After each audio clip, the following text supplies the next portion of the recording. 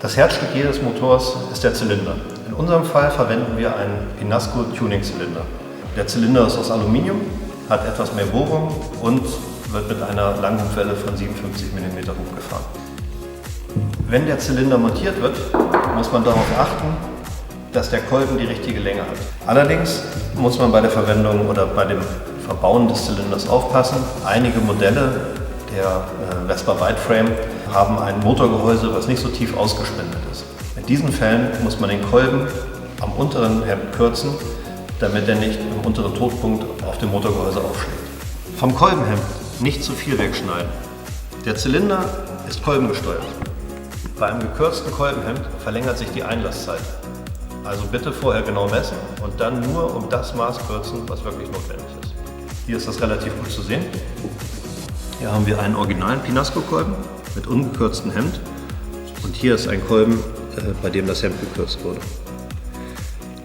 Wenn der Kolben gekürzt wird, muss man allerdings sehr aufpassen, denn die Vespa Wideframe Modelle sind kolbengesteuert. Das bedeutet, das Kolbenhemd bestimmt die Einlasszeit des Einlasses. Wenn man den zu sehr kürzt, wird eure Einlasszeit zu lang und der Motor läuft nicht mehr richtig. Da bei original belastenden Kolben und Zylinder die Einlasszeit relativ kurz ist, ist eine Änderung von 2 mm nicht so wild, dass der Motor nicht mehr richtig laufen würde. Hier sieht man die Montageplatte für die CDI. Die kann hier oben mit der Originalverschraubung montiert werden und dann wird die Zündung hier an die Adapterplatte gesetzt. Sonst ist der Motor schon ziemlich weit, also Zylinder ist drauf, Ansaugstutzen, Zündung, Kupplung.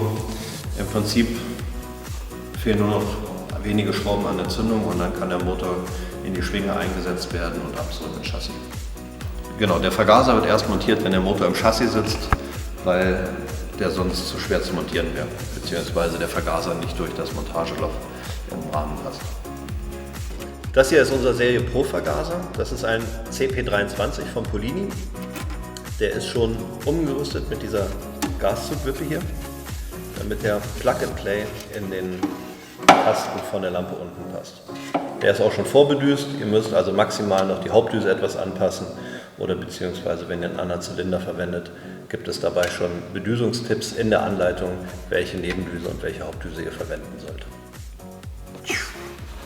Für den Vergaser gibt es passend schon den Serie Pro bei Stoffi Luftfilter von Marchalt. Hier hinten ist schon eine Aufnahme gefräst.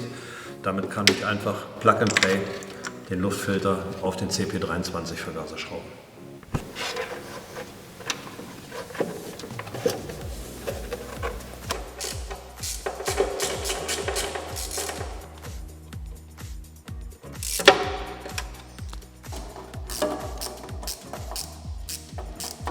Jesko, wie viel Schlauch nehmen wir jetzt?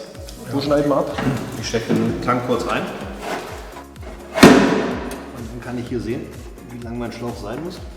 So, wenn wir noch einen kleinen Bogen Platz haben. So. Der Schlauch hat jetzt die richtige Länge, aber es hilft auch noch sehr viel, wenn man den Benzinern festmacht.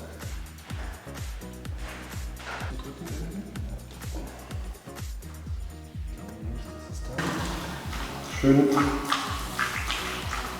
50 Teile Benzin und ein Teil Öl, nicht umgekehrt.